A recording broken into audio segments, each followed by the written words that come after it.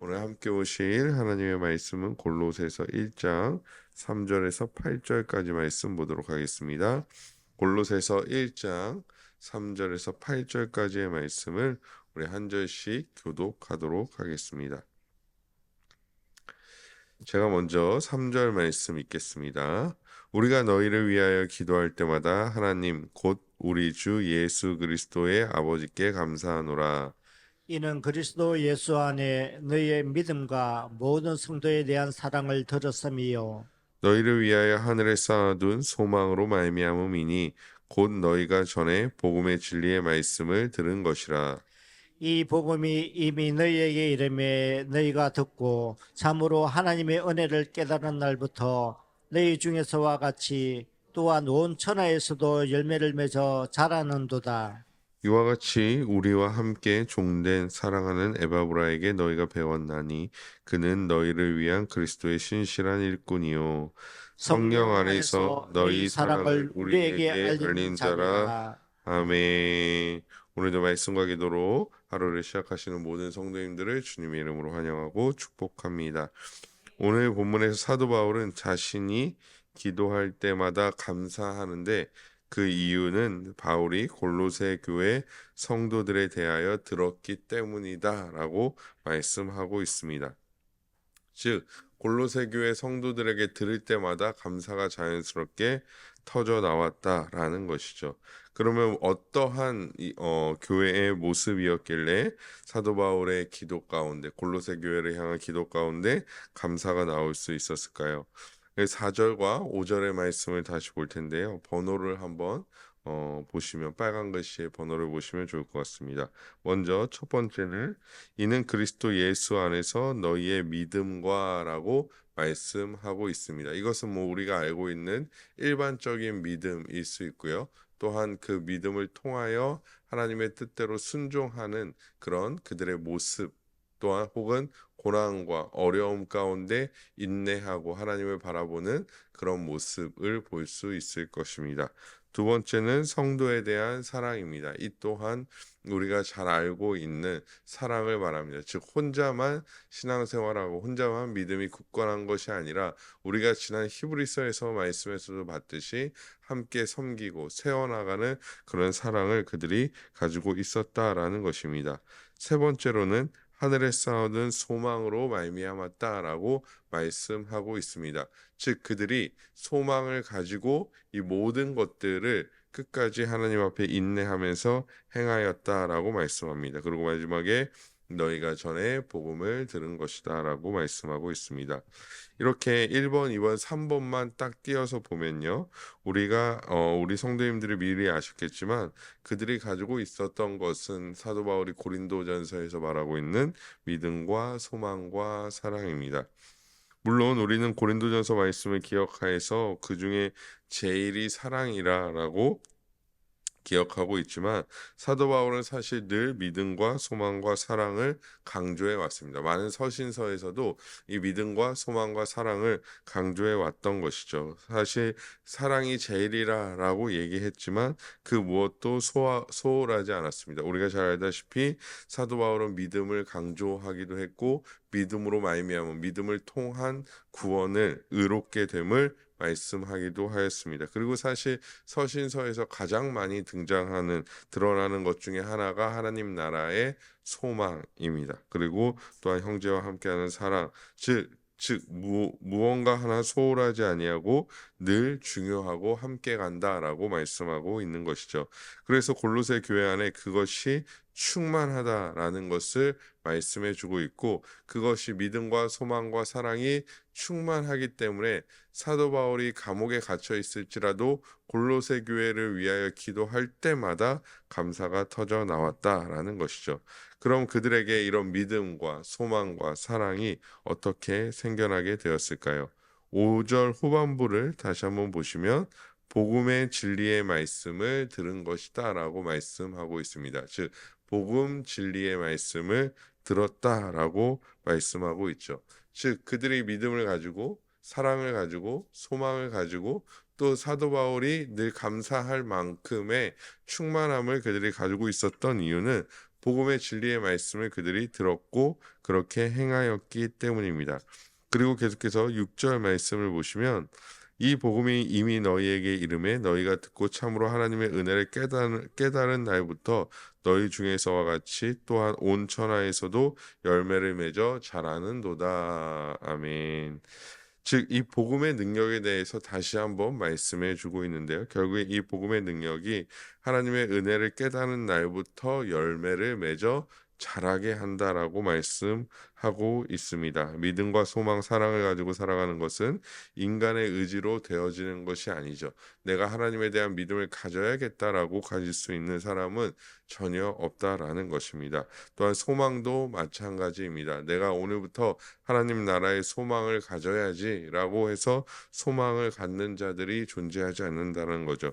사랑도 마찬가지입니다. 믿음과 소망이 존재하지 않는 한 그렇게 믿음 안에서 더욱더 굳건하게 소망 안에서 더욱더 굳건하게 함께 자라나는 사랑이 존재할 수 없다라는 것입니다. 즉 우리가 마음 먹는다고 자연스럽게 이루어지는 것이 아니라 오직 진리의 말씀으로 말미암아 가능하다라는 것을, 그것이 또한 진리의 말씀에 대한 열매다라는 것을 보여주고 있는 것입니다. 결국에 말씀이 없으면, 복음의 말씀이 없으면 그리스도인들은 아무것도 할 수 없다라는 것이죠. 우리의 의지나 우리가 생각하는 선한 행위 등은 결국 아무것도 아니라는 것입니다. 진리의 말씀을 듣고 깨달아야 합니다. 또한 깨닫게 하시는 것은 성령의 일이기도 합니다. 그래서 말씀의 역사, 진리의 역사는 늘 성령의 역사라고 볼 수 있습니다. 왜냐하면 요한복음 15장에서도 말하고 있는 것 같이 성령은 진리의 영이시기 때문이죠. 우리가 은혜의 방편이며 진리의 말씀을 가까이 할 때 성령은 우리 가운데도 역사하시어 우리로 깨닫게 하시고 우리는 성령의 역사를 따라 당연하게 믿음의 삶, 사랑의 삶, 소망의 삶이라는 열매를 맺을 수 있는 것입니다. 그래서 그리스도의 삶은 억지로 되어지는 것이 아니죠. 내가 오늘부터 그리스도인답게 살아야겠다라고 마음먹어서 되어지는 일이 아니라는 것입니다. 말씀을 가까이 하고 진리의 말씀 가운데 성령이 역사하셔야 우리 가운데 놀라운 변화의 역사가 일어나고 이런 귀한 열매들이 맺혀진다라는 것이죠. 그래서 사도 바울도 이 골로새서를 기록한 사도 바울도 끊임없이 말하는 것은 무엇입니까? 너희가 성령을 따라 행해야 한다. 육체의 욕심이 아니라 너희가 에베소서 말씀과 같이 성령의 열매를 맺어야 한다라고 말씀하고 있는 것이죠. 그래서 자연스럽게 우리가 말씀을 읽고 그 말씀을 따라 행할 때에 자연스럽게 이 열매가 맺혀지게 된다라는 것입니다. 성령의 역사는 그래서 단순히 또한 깨닫는 것에서 그치지 않고 우리로 하여금 하나님의 뜻대로 살아가게 하시는 것까지, 아니 우리가 마지막 때 예수 그리스도의 품에 안길 때까지 우리를 가장 선하게 인도하실 것입니다. 그래서 사도 바울은 감사할 수 있었던 것이죠. 이것이 단순히 인간의 역사나 노력으로 되었다라고 생각해 봅시다.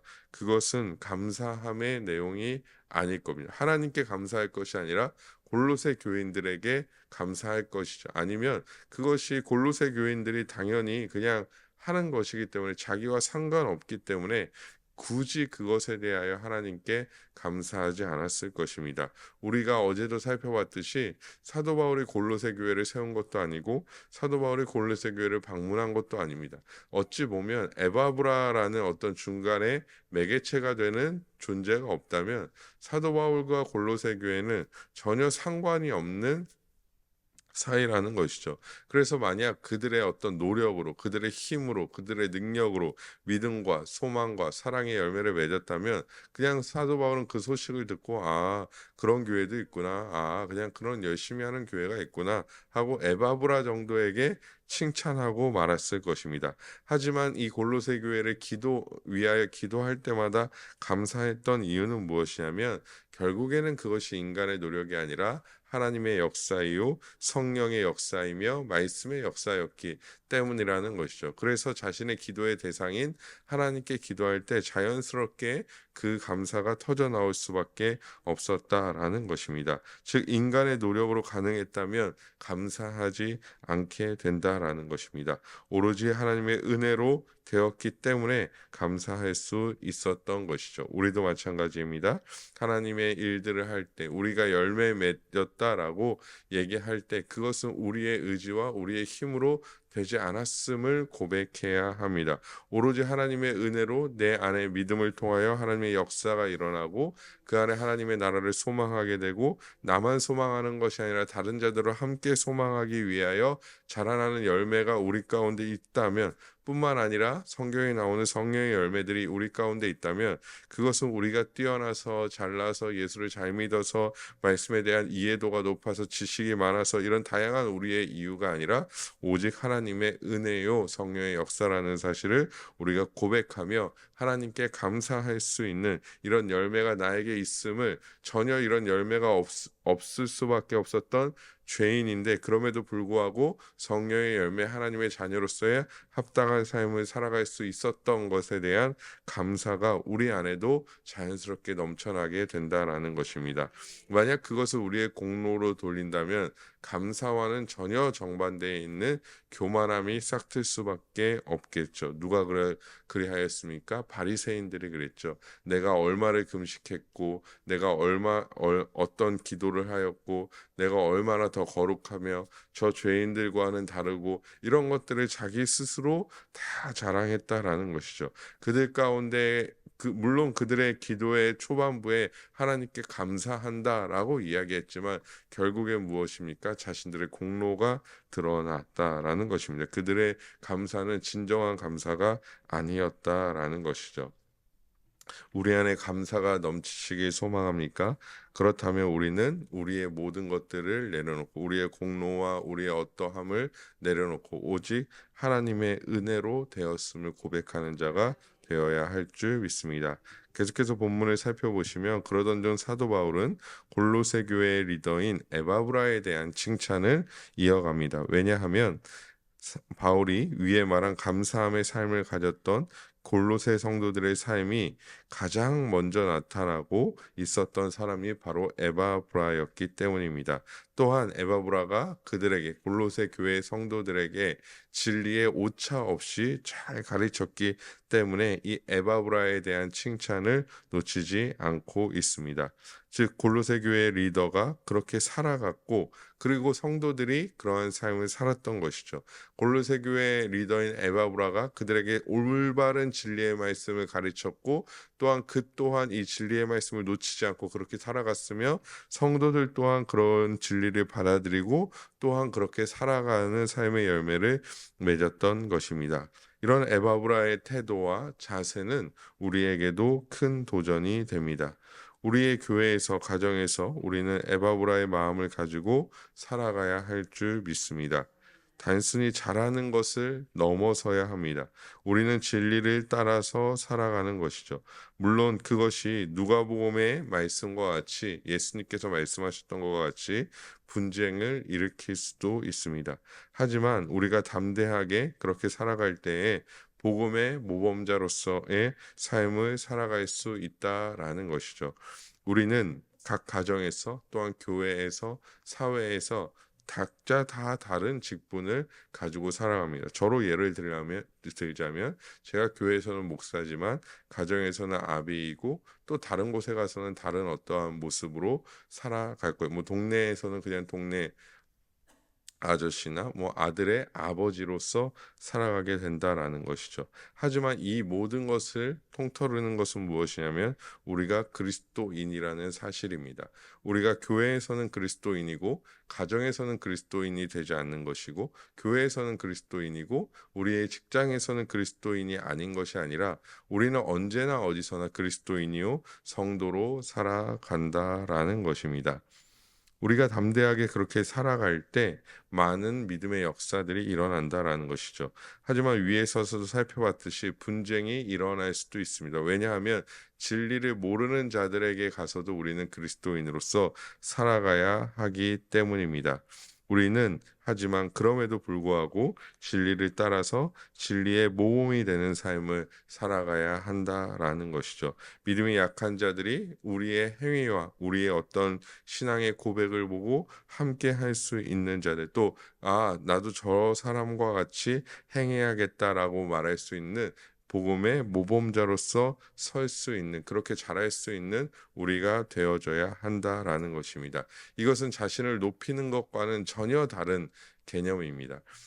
그러려면 내가 높아지고 많은 사람들에게 인정받고, 만약에 이것을 원하거나 만약에 중간에라도 그런 마음이 든다면 우리는 이 자리에서 당장 떨어져 나가는 것이 오히려 우리에게는 유익이겠죠. 하지만 우리가 에바브라와 같이 겸손한 마음으로 오직 복음의 진리에 붙잡혀서 이런 삶을 살아간다면 그것이 오히려 많은 자들에게 유익이 될 것입니다. 위에서도 말씀드렸지만 성령의 역사, 즉 성령이 주관하시는 것이기 때문에 우리의 자랑이 아니라는 사실을 우리는 또한 마음에 새겨야 합니다. 공로는 철저하게 하나님께 돌려줘야 합니다.